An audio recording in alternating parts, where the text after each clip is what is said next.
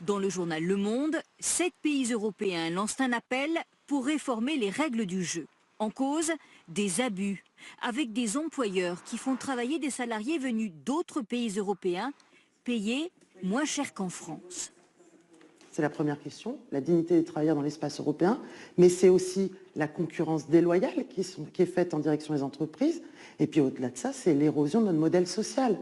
Les travailleurs détachés sont tous issus de l'Union européenne et travaillent dans un État membre. Ils sont 286 000 en France.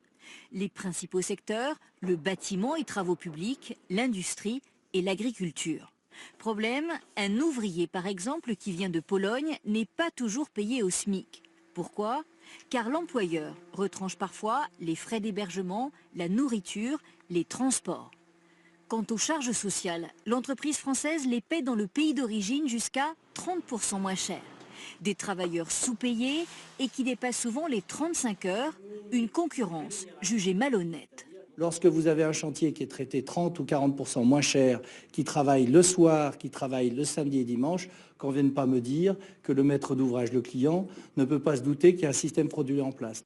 La France et plusieurs voisins réclament donc une révision de la directive européenne sur les travailleurs détachés, avec un impératif à travail égal, salaire égal, pour qu'ils aient les mêmes revenus que ceux des pays d'accueil. Mais 11 pays en majorité de l'Est s'y opposent. Le bras de fer pourrait se poursuivre pendant plusieurs mois.